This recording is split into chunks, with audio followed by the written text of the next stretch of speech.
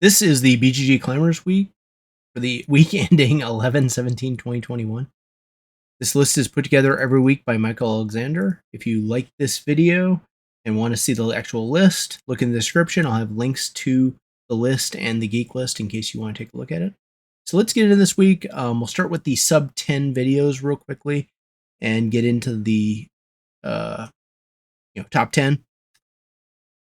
So the sub 10, what we've seen here is Horrified is probably close to peaking. The second Horrified game came out. This ended up, in the 150-ish, which is pretty solid. I think the game got a really good reception. The second Horrified game is building on the first, which looks good. We have Maracaibo, which I think is around its peak. Its average rating is starting to come down already, and it landed around 36. Now, one thing that might rejuvenate this is Boon Lake coming out, and also the expansion for Maracaibo, which I think is due later this year, or 2022. Marvel the Champions. This one may have not peaked. It's it's in this 35-ish range, which can always fluctuate a little bit. And Root, which I think has likely reached its peak as well without, it's already got 35,000 or 30,000 ratings, and it's probably already peaked as it started to decline in ratings. And finally, Viticulture, which has been on here for a long time, been in the top 50 for quite a while, is probably at the end of its journey up and headed down. So for the sub 10 games, Ark Nova is looking to do really, really well at this point. I'm intrigued to try out this game. I've heard it's similar to Terraforming Mars in terms of its graphics design choices, but I'm interested in see how the gameplay actually is for this heavy Euro. Another one that came out recently, or that is getting delivered from Kickstarter, is Arkwright the card game. Arkwright, the board game, had a huge reception. It looks like card game is not getting as strong of a reception, but I think that's pretty common for heavy Euro games to card game transitions. That's not unusual. And let's see. The Crew Mission Deep Sea, or the Crew 2. This thing is well on its way to the top 100. I think it's likely going to end up there. It looks like this is getting strong or stronger ratings than the original Crew game. And Micro Macro Crime City Full House. So this is the follow-up to Micro Macro Crime City, which was I think it was either the Spiel des Jahres or Kinderspiel. I forget which one. It's last year. And it's probably Spiel des Jahres. I'm looking forward to this one since it has kid-friendly missions in it, and I feel like this game is like a Where's Waldo type game that's probably really great to play with my kids and my family.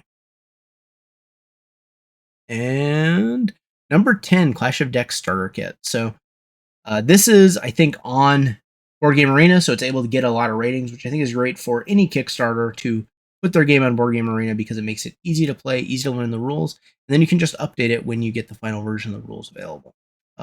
It's much more accessible than trying to do a Tabletop Simulator mod or a Tabletopia mod, because there the people have to learn all the rules. This enforces the rules, so even if they may not know everything about the game, they won't at least get miss any small rules.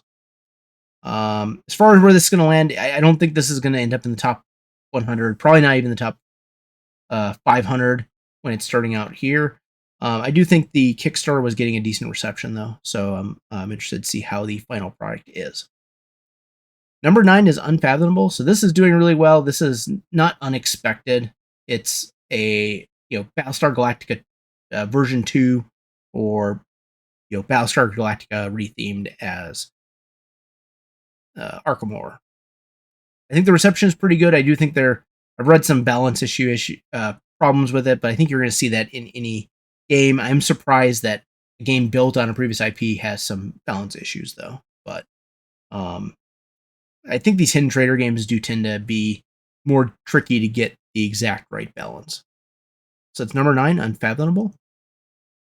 Number 8 is Imperial Steam. So I don't actually remember anything about this game. So this is build, plan, and expand your railway network. Alexander Humor. So I don't remember this one. from Capstone Games, not a Kickstarter. And the pieces look really good in this picture. I like how the pieces look.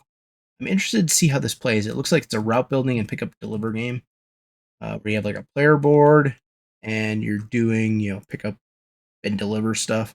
It's a very heavyweight game. And let's just take a quick look at the comments. So,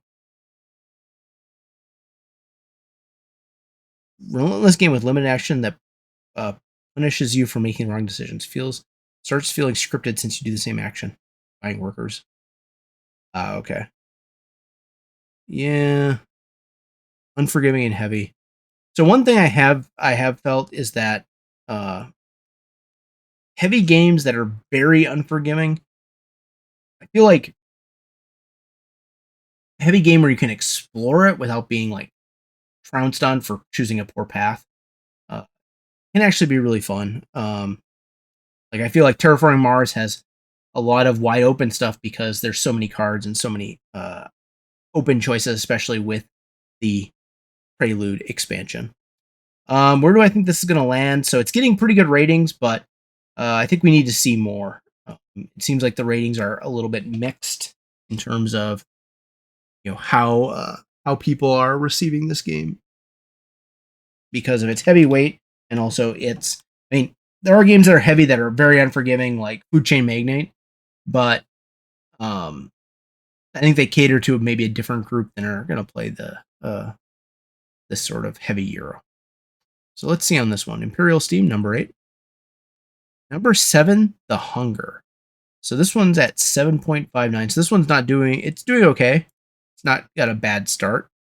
Richard Garfield, interesting. So he's continuing his board game designs. I guess King of Tokyo, one of his biggest recent board game. I know I wasn't a huge fan of Keyforge. I know a lot of people were, but it has kind of died out a little bit. So let's see. Oh, and it just missed Halloween, which is kind of unfortunate. So they probably tried to get this out in time for Halloween, but with COVID and the supply chain issues, it didn't make it. But man, I really like the art on this game. The cards on the art, or the artwork on the cards, the artwork on the chips, looks really good. So let's see about this game. So what is it? Deck bag. So the deck building with push your luck and race mechanics. Player elimination, unfortunately. And a fairly lightweight game. Let's see what the comments say. If only humans are find the turn order unfair. Okay. So I guess it's a full luck base. Playing with dice is even more funny. Super casual game. So I guess people are looking for... This is a game what Clank should have been, literally. So I guess maybe a deck building game that is reminiscent of Clank and a different theme. I guess maybe good. I think it's a little bit lighter weight than Clank, so maybe that's appealing to some people. As far as how it's going to do, I mean, got Richard Garfield behind it. I think we need to see a few more weeks in how this thing does. I'm not super optimistic this will ever hit the top 100, but it could take off as more people get their hands on it. So that's number 7, The Hunger. Number 6, Cartographer's Heroes. So this is, I think, a standalone expansion of Cartographers. I think if you put the boxes together, the pictures blend together, which I've always liked in standalone expansions or expansions. Like Feast for Odin, I have on my shelf. And the Norwegians expansion, the picture blends together. I assume the Danes, whenever it comes out, will be the other half of the picture. Or the other third of the picture. So this game is doing really well. Cartographers did really well. I think that this fixes some of the minion issues or the monster issues in the original Cartographers, and I think people are enjoying it. It's a roll and write though, so getting the top 100 for a roll and write is quite an achievement. We'll have to see. I mean, I think this one will probably hit the top 500 at least, and maybe has a shot at the top 100. It's going to need to keep up and get quite a number of ratings though to get there. So that's Cartographer Heroes, number 6. Tabanusi Builders of Ur. So this is starting off fairly weak. And I think this is the latest in the T game series from these designers. A super heavyweight game. Let's take a look at the board. This one, I guess the cost of it must be a little bit higher than previous games because it's got these plastic pieces that go with it that usually increase the cost of games. And it looks like they're trying to build stuff on a board. I don't know. The artwork isn't like, it looks like kind of like Teotihuacan, which I wasn't super enthralled with the artwork on. In ancient Mesopotamia, your location of Ur was a coastal region. Players worked to build the Great Save Ur and expand its districts and establish themselves as powerful builders. Okay, I mean, it makes sense. And tile placement, drafting, dice rolling, action queue. So the reviews for this, let's take a quick look at the ratings. It's doing okay. But very dependent on what other players do in an unusual way, which I think is problematic. Buildings are much cheaper to build if other people play the plot tiles. So you want to build on other players' tiles and vice versa. This is fine sometimes. If the other players don't happen to play tiles and locations the color you need, you're out of luck. Yeah, I could see that being a problem. I don't think this one is going to catch people's eyes like some of the other previous T games. And I think that's evidence in the early ratings. So I'm going to say this one probably will not get in the top 100 like some of the previous games in this series. So it's number 5, Tabanusi. Number 4, Great Western Trail 2nd Edition. So this one is rocketing up the list. I do think it will probably hit the top 100 because it's Great Western Trail. Because people are probably only going to play it if they already like Great Western Trail. And the only question of whether it will get there into the top 100 is if there's enough ratings. We'll see. We'll see on this one. So that's number 4, Great Western Trail 2nd Edition.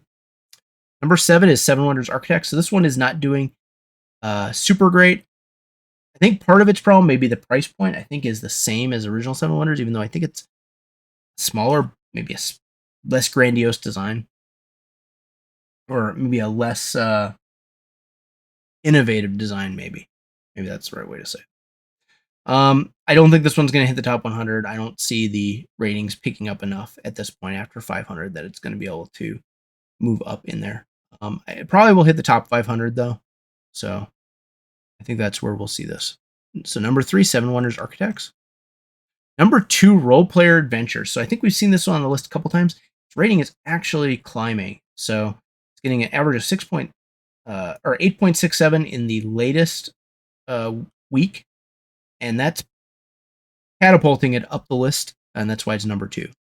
So this is essentially a game where you can take your role player and actually go on an adventure. So this builds on role player where you're kind of competitively building these characters, and then after you build them, or you can use a pre-made character, you can take them on this cooperative storybook game. So keep in mind, as it says here, it doesn't require having a role player, but you can import a player from role player. So you could actually do something where you play a game of role player, build your character, and then use that character in this game, which I think would be amazing. I didn't back this on Kickstarter because I wasn't sure I'd be able to play it. I still don't know if I'm going to be able to play it, but I do think I will probably pick it up at some point in retail and then do exactly what I just said. We'll play through role player, and then we'll take our characters through the role player adventures. I do like, I guess you can't see it here. I do like the artwork on this. I feel like it's a maybe a leveled up version of the artwork from the early role player games. It's maybe a refined version of that. So that is Role Player Adventures. I think there's a good shot this one will make it in the top 100. It's still early. Its rating is very high to start out with. and it's got the role player IP and the history of Thunderworks games behind it. So that's number 2, role player adventures. Number 1 is Boon Lake. So this is Alexander Pfister's latest game. We looked at it last week. Since then I watched a review, and the review basically said that it was a better game than Maracaibo, which I'll be interested to play it.